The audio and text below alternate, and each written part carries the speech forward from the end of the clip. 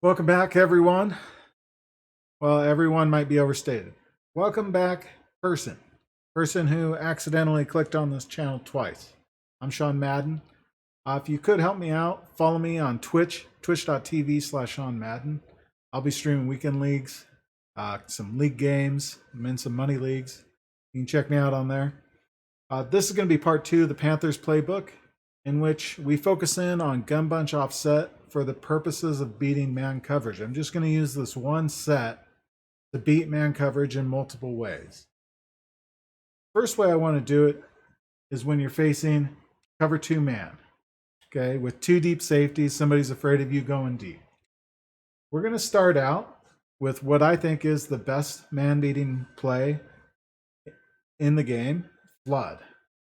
The reason I like this play so much is because you have 2 man beating routes at the same level that force the user to choose one. You're just looking for what the user's going to do, and then you're going to the other one, assuming they didn't make an amazing adjustment on defense. Usually if they're putting a purple on the field, you're safe. You can still throw this. I'm going to show it to you from a max protect look. So I'm max protecting, and we're going to put circle into the flat. Okay? Take a look. R1 is going to break open. We can rack that usually when he has an extra step. If he doesn't have an extra step, you may want to possession catch it. Okay. Once again, I'll show you. We're going to max protect and go into the flat. If R1 gets covered up by the user, then we have box.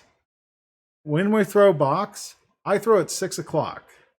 I'm not low passing it. I'm just 6 o'clock possession catching it. He usually is more covered. I put a worse route runner over there. I put my better route runner in the slot typically. So I want to play it safe. In mud, I'll put Slotomatic or Route Tech in the slot, and he'll be my go-to most of the time.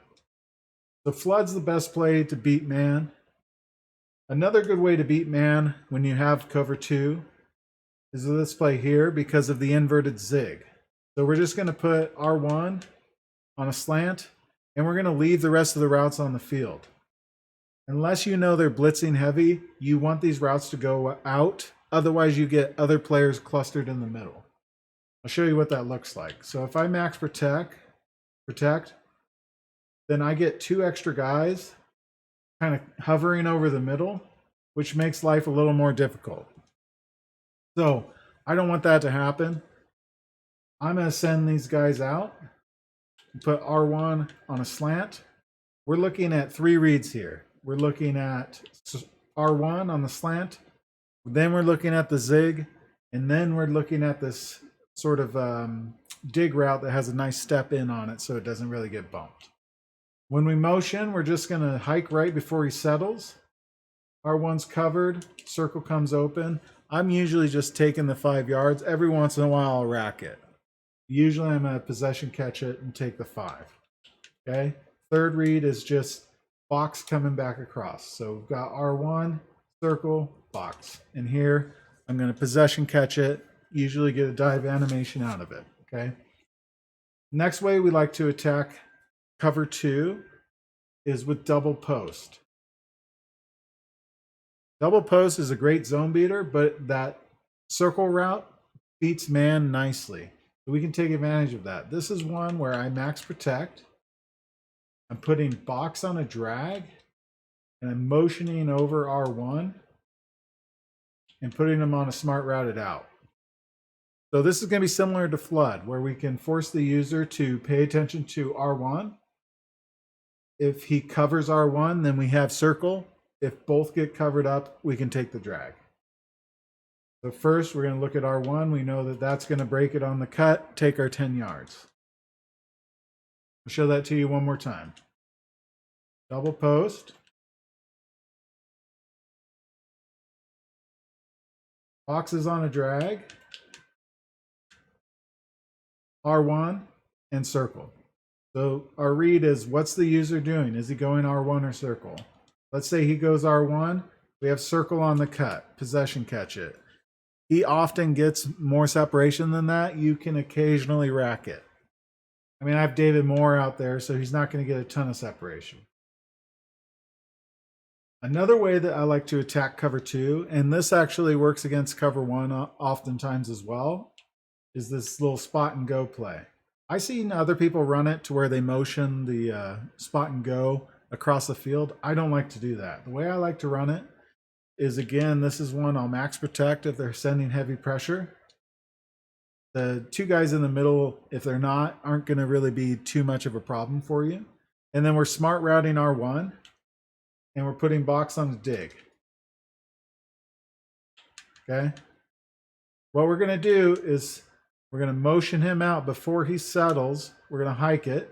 If R1's open, take it. Then you can look at circle and rack or possession over the middle, depending on how much space he got.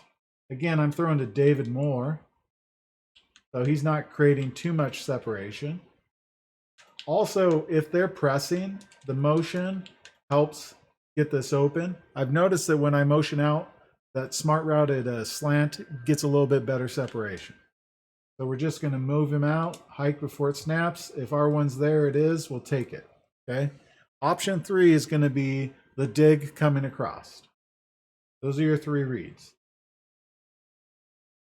Let me show you just a couple other ways that I'll attack cover 2 when they're playing deep safeties and they're worried about me bombing them. So we'll go to gun offset. And I'll put in a couple new plays. One's going to be called, if I can find it, mesh spot. X there. So we'll put that in. And then the second play we're going to look at actually has just a normal zig called dig return. So let's start with mesh spot. This is going to be a little bit of an unusual play.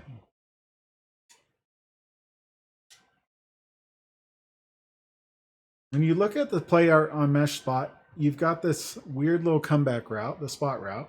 We're going to smart route it. Okay? This is a play that you cannot have extra guys in the middle of the field, so you need to send everybody out. Because this spot route, when it's smart routed, is pretty much a guaranteed low ball possession catch. And if you have people in the middle, the low ball isn't going to work. So to set up the rest of the play, I'm going to put R1 on a slant and motion him across. This is what it's going to look like. Hike the ball. Our first read is the slant, and the second is going to be a low ball with the left trigger down. The other play I want to look at really quickly is dig return.